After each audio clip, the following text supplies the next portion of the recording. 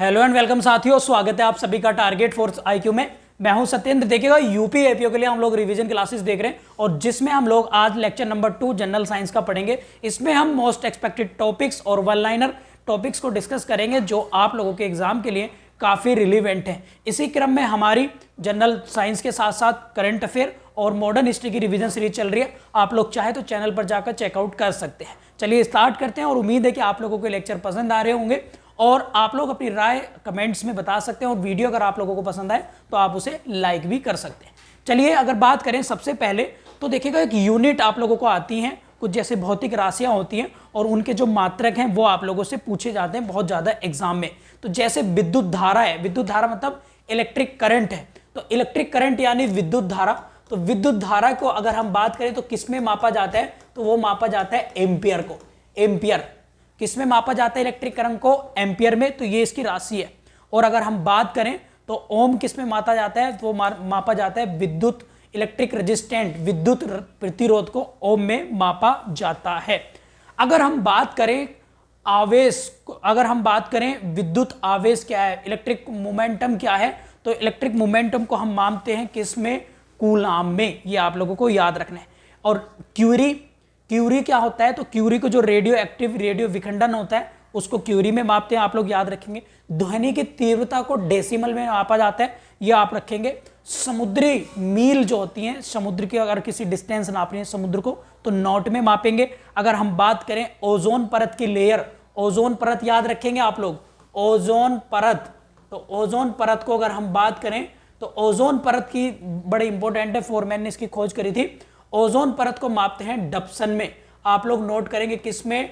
डप्सन में इसकी मोटाई को मापा जाता है। और अभी जब कोरोना चल रहा था तो ओजोन होल जो है, जो अंटार्कटिका के ऊपर था, वो फिल हो गया था। ओजोन परत जो है, ओजोन लेयर जो है, ये जो पाई जाती है, इसका दिवस मनाया जाता है 16 सितंबर को। और ओजोन परत पाई जाती है किसमें? स्ट्रेटोस्फेयर यानी समताप मंडल में। समताप मंडल में आप लोग याद रखेंगे भैया। इस समताप मंडल को इंग्लिश में कहते हैं स्ट्रेटोस्फेयर।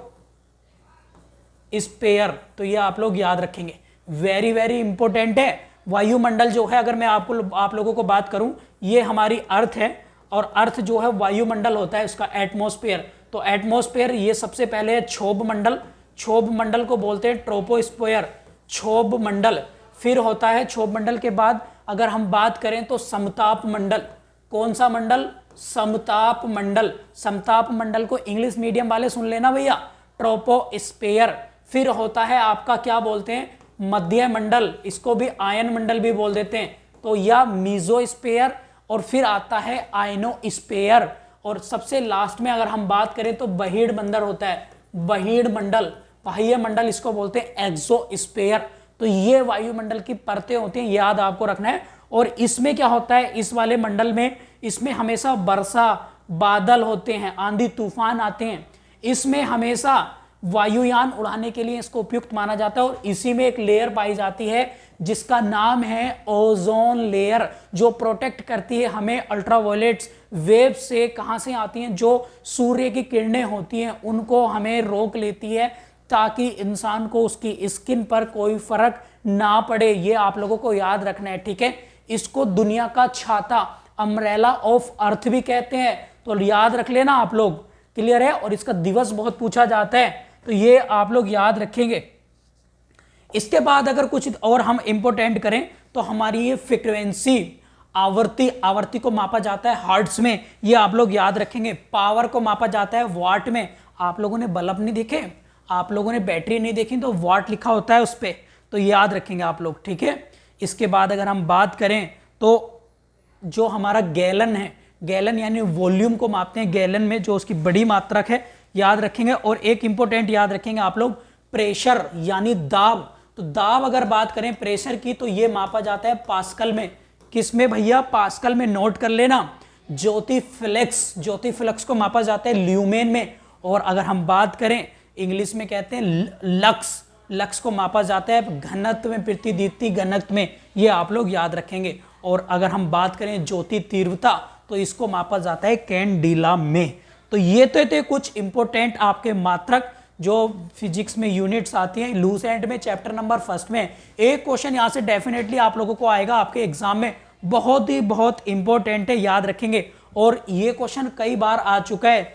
एक अश्वशक्ति बोलते हैं हॉर्स पावर को, 1 हॉर्स पावर बराबर कितना होता है 746 वाट। ये आप लोगों को याद रखना है, वेरी वेरी इंपॉर्टेंट क्वेश्चन है, ये आप लोग याद रखेंगे।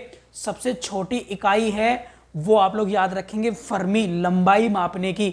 और अगर हम बात करें लंबाई मापने की सबसे बड़ी इकाई तो वो है क्या, प्रकाश वर्ष, लाइट ईयर। नोट कर लेना इसको आप लोग। और यदि आप लोगों को कोई और टॉपिक्स पर वीडियो चाहिए तो मुझे फटाफट से कमेंट करके आप लोग बताइएगा, और ज़्यादा से ज़्यादा कमेंट करके ये बताइएगा कि वीडियोस आप लोगों को कैसी लग रही हैं। जनरल साइंस हम लोग जो रिवीजन सीरीज आप लोगों के लिए चला रहे हैं, तो ये आप लोगों को याद रखना है, एग्जाम में भैया क्वेश्चन बहुत ज़्यादा आप लोगों के लिए आते हैं।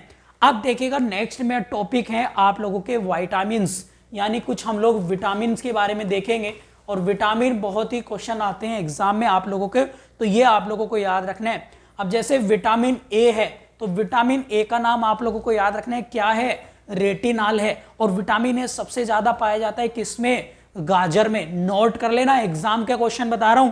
और अगर हम बात करें तो गाजर आप लोगों को टिक करना है। और इसकी कमी से भैया पता है आपको कौन सा रोग हो रहा है, रतौंधी। आप लोग इसको नोट कर लेंगे। इसके बाद है विटामिन बी, और बी में आजकल बड़े बी के जो डेरिवेटिव हैं इनसे बड़े क्वेश्चन पूछे जा रहे हैं। तो बी के एक्चुअल में 12, B1 B2 आप लोगों ने नाम सुने होंगे ना, B1 B2 dot dot B12। तो इनमें से कम 5-6 तो याद कर लेना, इनके केमिकल नेम पूछे जाते हैं मैचिंग में। जैसे B1 का है थाइमीन, ये आप लोगों को याद रखना है, और ये सबसे ज्यादा पाया जाता है चावल में। और अगर हम बात करें तो इसकी कमी से कौन सा रोग हो रहा है, B4 बेरी बेरी, ये आप लोग याद रखेंगे। विटामिन B2 ये भी बड़ा इंपॉर्टेंट है, इसका नाम है राइबोफ्लोविन।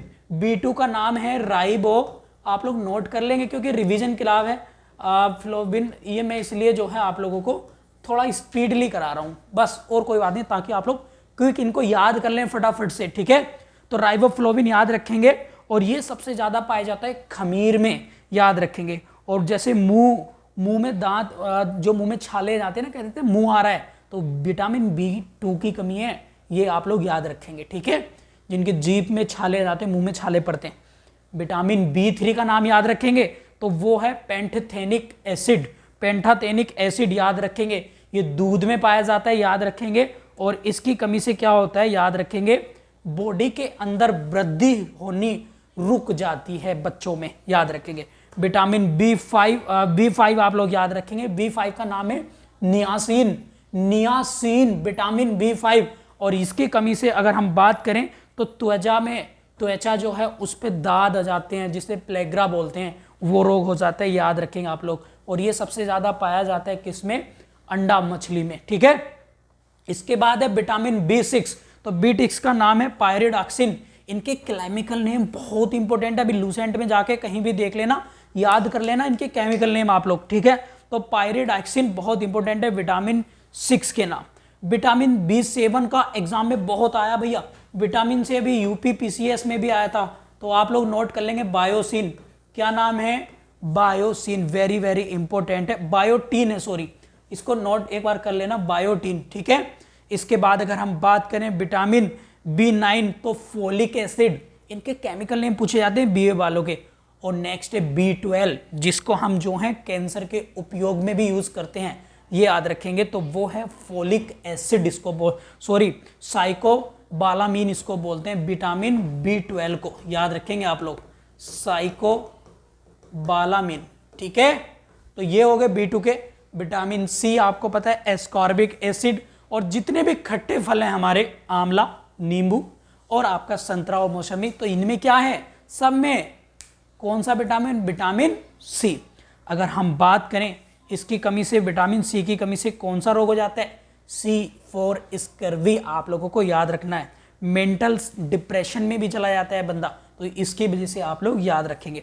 दूसरा है विटामिन D, तो विटामिन D की अगर हम बात करें तो विटामिन D का नाम बड़ा पूछा जाता है एग्जाम में, और ये बहुत बड़ा चर्चाओं में ही है क्योंकि प्राकृतिक रूप से बड़ा पाया जाता है, आप लोग समझ गए होंगे। तो वो है क्या, कैल्सीफेरोल। और ये इसका मुख्य सोर्स है सनलाइट, यानी सूर्य का प्रकाश, याद रखेंगे आप लोग।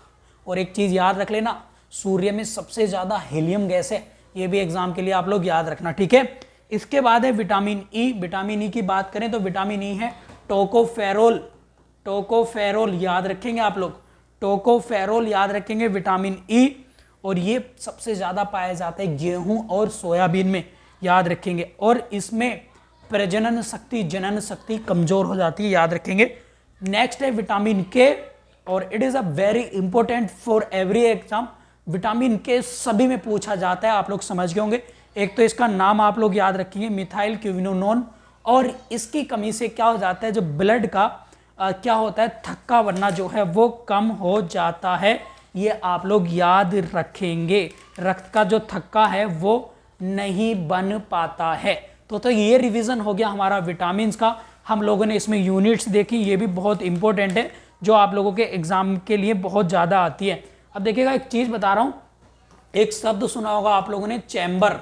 तो चैम्बर अगर हम बात करें तो ये ह्यूमन में, मनुष्य के हार्ट में 4 होते हैं, याद करेंगे। और ये मेंढक वाला पूछा जाता है तो मेंढक में 3 होते हैं। और खरगोश का भी पूछा जाता है भैया एग्जाम में, तो खरगोश में भी 4 होते हैं। ये आप लोगों को याद रखना है, वेरी वेरी इंपॉर्टेंट है, जो आप लोगों के एग्जाम में आता ही आता है। क्लियर है, समझ गए आप लोग।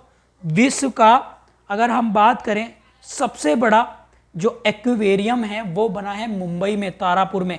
और तारापुर में आपको पता है क्या, तारापुर महाराष्ट्र, नाम सुना आएगा ना आपने, न्यूक्लियर पावर प्लांट है, याद रखेंगे। और एक अभी जैतापुर बना है महाराष्ट्र में, लेटेस्ट, रशिया की मदद से, ये भी आप लोग याद रख लेंगे। कुंडनकुलम, कल्पक्कम दोनों तमिलनाडु में, वेरी इंपॉर्टेंट। एक ननौरा में उत्तर प्रदेश में, वेरी इंपॉर्टेंट। रावतभाटा राजस्थान, और काकरापार कहाँ पर है, गुजरात में। इसको आप लोग नोट कर लेना, यहाँ से भैया एग्जाम में क्वेश्चन बनते हैं आप लोगों को। तो मुझे कमेंट बॉक्स में बताइएगा कैसा लगा आप लोगों को लेक्चर। और वीडियो अगर यार पसंद आ रही तो लाइक कर दिया करो, थोड़ा सा अच्छा लगता है। Thank you.